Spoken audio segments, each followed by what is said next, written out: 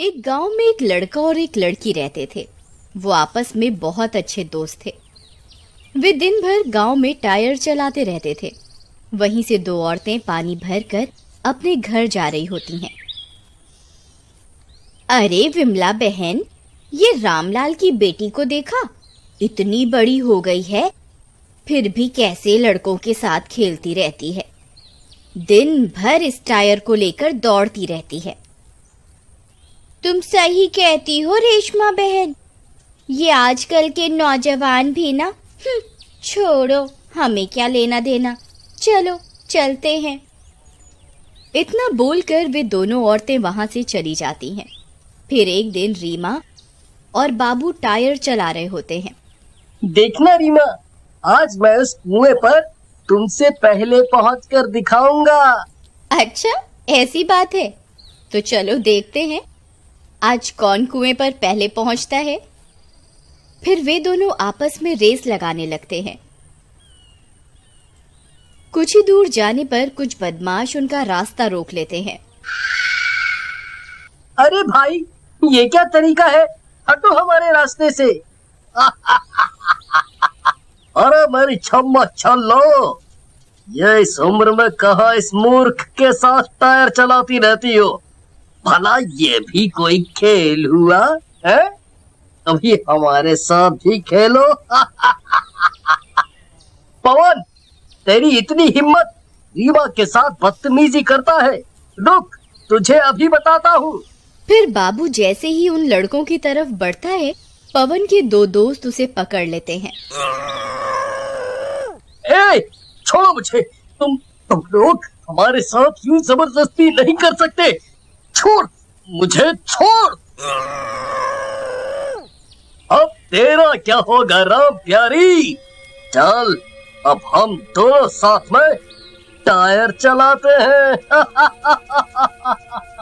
तभी रीमा पवन के दोस्त को जोर से लात मारती है और बाबू उनकी पकड़ से छूट जाता है और वे दोनों वहां से भागने लगते हैं। जल्दी भागो रीमा, हमें जल्द से जल्द गांव पहुंचना होगा। तभी वे बदमाश भी उनका पीछा करने लगते हैं। अरे भागते कहाँ हो? आज तुम हमसे बचकर कहीं नहीं जा सकते। तभी भागते भागते रीमा एक पत्थर से टकरा जाती है और पहाड़ी से नीचे गिर जाती है। उसके पीछे पीछे उसका टायर भी खाई में गिर जाता है।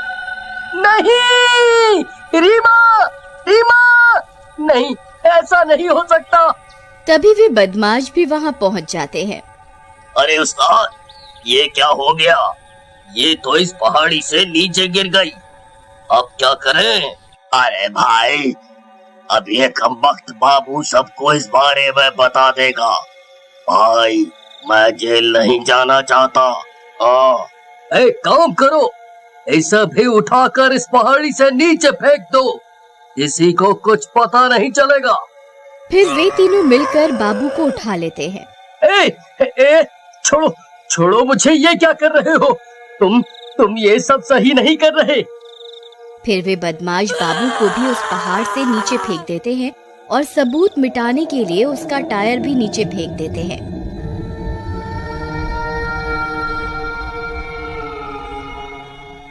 और गांव लौट जाते हैं।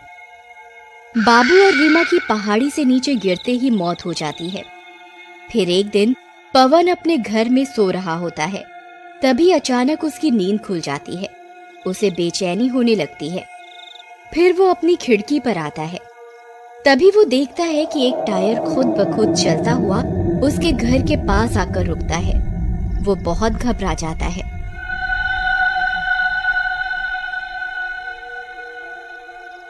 अरे अरे, ये क्या? ये टायर खुद ब खुद कैसे चलकर इधर आ गया? लगता है हवा से चलकर आ गया होगा। फिर वह सोने चला जाता है। तभी वो टायर उसके दरवाजे से जोर जोर से टकराने लगता है। अरे अरे, मर गए रे। ये कौन है जो जोर जोर से दरवाजे को पीट रहा है? फिर वह खिड़की का देखता है तो उसे वही टायर दिखता है वह टायर पीछे की ओर जाता और तेजी से उसके दरवाजे से टकराता। हे भगवान, ये टायर खुद ब खुद मेरे दरवाजे से क्यों टकरा रहा है? अरे अरे मर गए रे। ये तो वही टायर है जो रीमा चलाया करती थी। अब क्या करूं? मुझे अभी रॉकी और मोनू को इस बारे में बताना होगा। फिर पवन पीछे के दरवाजे से भाग जाता है और अपने दोस्तों के घर पहुंच जाता है। अरे अनर्थ हो गया भाइयों, अब हम नहीं बचने वाले। रीमा जो टायर चलाती थी, आज वो मेरे घर पहुंच गया भाई। तभी उन्हें दरवाजे पर जोर जोर से टक्कर की आवाज आने लगती है। अरे अरे मर गए रे, लगता है वो टायर यहाँ भी पहुंच गया। फिर वे तीनों खिड़की से झांक कर देखते हैं तो उन्हें वह टायर बाहर दिखाई देता है। हाँ भाई, तुम सही कहते थे, ये तो वही टायर है। लेकिन ये खुद ब खुद यहाँ कैसे पहुंच सकता है? इसे जरूर कोई चला रहा है भाई। तुम्हारा मतलब वो रीमा भी यही आसपास ही है? नहीं नहीं भाई, ऐसा मत कहो भाई, वो तो मर गई थी, फिर वापस कैसे आ सकती है? भाई मैंने सुना है आईने में भूत दिखाई दे जाते हैं। जल्दी जाओ और एक आईना लेकर आओ। फिर मोनू भाग कर जाता है और एक आईना लेकर आता है। फिर वे उस आईने का मुंह उस टायर की ओर मोड़ते हैं तो उन्हें उस टायर के साथ एक चुड़ैल खड़ी हुई दिखाई देती है।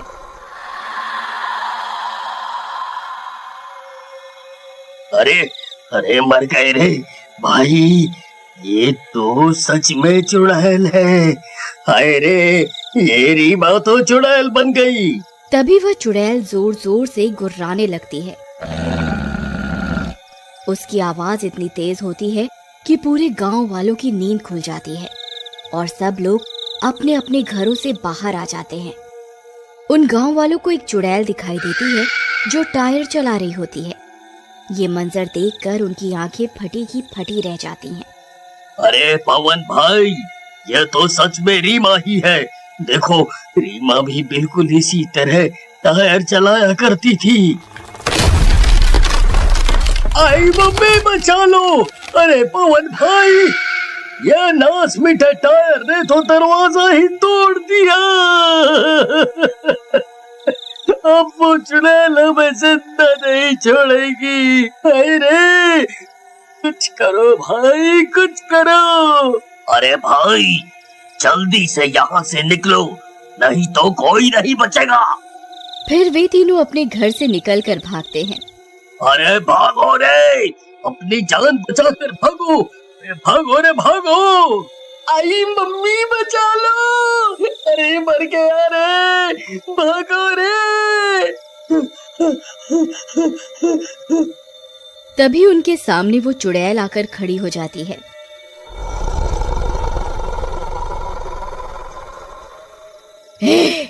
कहाँ भाग रहे हो?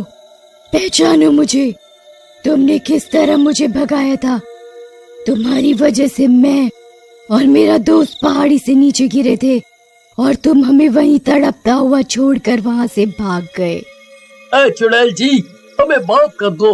हमसे गलती हो गई। हमने आपको पहाड़ी से नीचे नहीं फेंका था।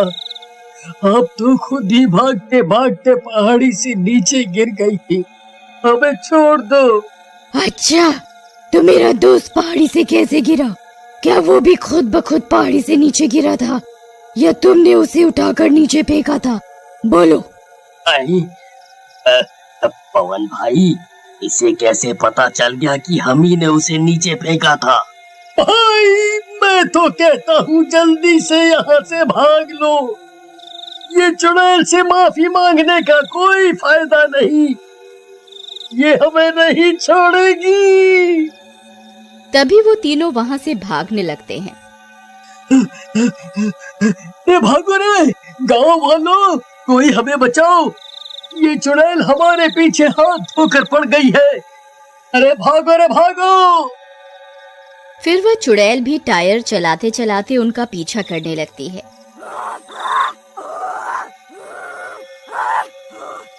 आई मम्मी बचा लो, अरे मर गया रे।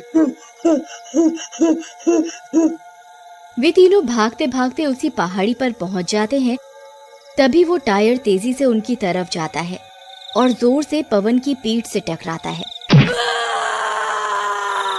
पवन उन दोनों के ऊपर गिरता है और उन तीनों का संतुलन बिगड़ जाता है और वे तीनों पहाड़ी से नीचे गिर जाते हैं और मर जाते हैं।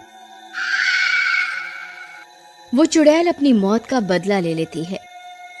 उस दिन के बाद से वो टायर पूरे गांव में इधर उधर घूमता रहता है और जो भी लड़की रात होने पर अकेली कहीं जा रही होती है तो वह उसकी सुरक्षा करने के लिए उसके साथ साथ चलता और लड़की को उसके घर तक छोड़ने जाता।